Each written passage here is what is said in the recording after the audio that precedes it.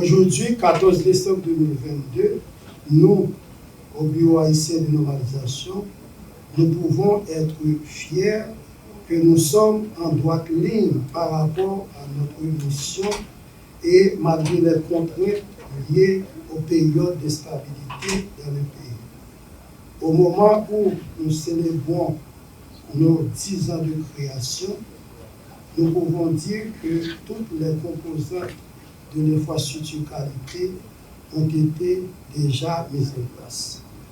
Et à titre d'exemple, je vais citer seulement de grandes réalisations. Par exemple, en matière de normalisation, tous les organes techniques de normalisation travaillent activement et ont conduit déjà à l'adoption d'importants documents normatifs pour le pays. Sur ce, je profite pour remercier notre ministre de tutelle, M.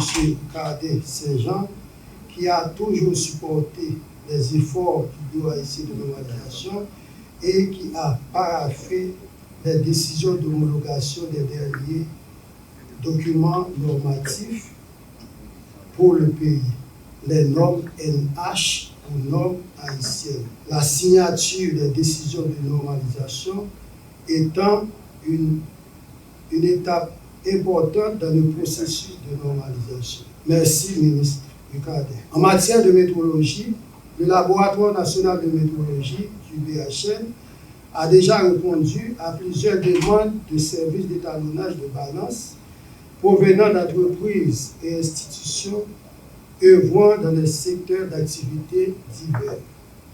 Le Bureau haïtien de normalisation se prépare déjà à renforcer la capacité du laboratoire de métrologie pour fournir des services dans les grandeurs de température, volume, temps et fréquence. J'invite déjà les entreprises et institutions du pays qui utilisent des instruments de mesure à utiliser les services du laboratoire de métrologie. En matière de certification, le BHN a lancé le 29 juin de l'année en cours le système haïtien d'évaluation de la conformité avec la mise en fonctionnement du programme de certification pour les eaux potables conditionnées en bouteille. La normalisation est un élément important du développement économique. Aucun pays ne peut profiter des opportunités du commerce international en dehors des cadres normatifs et réglementaires. C'est pourquoi ceux qui nous ont précédés ont bel et bien compris la nécessité de mettre en place un tel service. En ces 10 ans d'existence, le BHN détient un bilan positif en termes de réalisation. Je voudrais à cet égard saluer et féliciter le travail et la détermination du directeur du Bureau haïtien de normalisation, M. Monod Sivé. Le leadership de Mme Michelle B. Poldre, ancienne directrice du BHN, qui a marqué son parcours au sein de cette entité.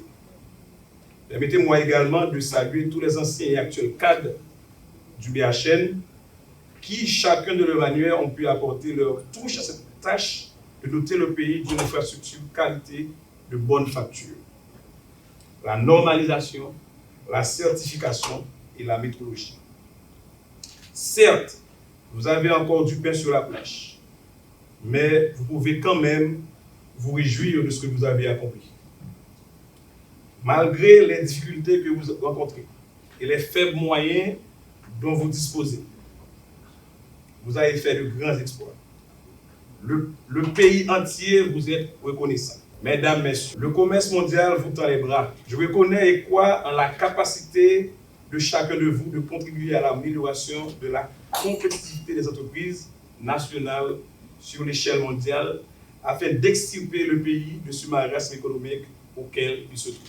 Haïti, ces derniers temps, fait face à de nombreux défis. Donc, vous êtes appelés à conjuguer vos efforts pour mettre en œuvre de nouvelles politiques commerciales et industrielles à même de répondre à ces besoins et spécificités. En ma qualité de directeur général du ministère du Commerce et de l'Industrie, il est de mon devoir de vous apporter tout le soutien nécessaire en matière d'appui technique de façon à ce que le travail soit bien fait. Au cadre ici présent, Sachez que le pays a besoin de vous. Je vous exhorte vivement à participer à la construction d'un avenir meilleur, où vous et moi pouvons tous vivre dignement. Tout en vous remerciant pour votre aimable attention, je souhaite un joyeux 10e anniversaire au Bureau haïtien de normalisation. Continuez à servir le pays avec zèle et détermination. En Haïti, dès qu'on parle de normes, dès qu'on parle de législation, c'est pas facile, c'est difficile. 10 ans dans la vie d'une institution, c'est très important. On peut dire que les bases sont véritablement jetées pour aller vers l'avant.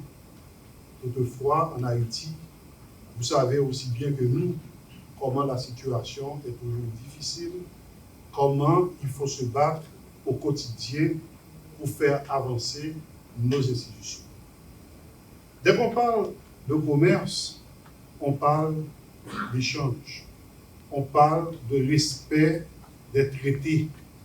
Et c'est pourquoi, dès l'arrivée du ministre, et en tant que ministre, parce que vous savez aussi bien que moi, le ministre Saint-Jean était l'un des cadres de ce ministère qui a travaillé pendant près de 10 ans comme cadre. Et à ce ministère, c'est un ministère qu'il connaît assez bien. Pourquoi je dis assez bien? Il n'était pas ministre, il s'occupait de sa direction, de son programme. Mais en tant que ministre, il doit s'occuper de tout ce qui concerne ce ministère. Eh bien, il avait décidé de collaborer avec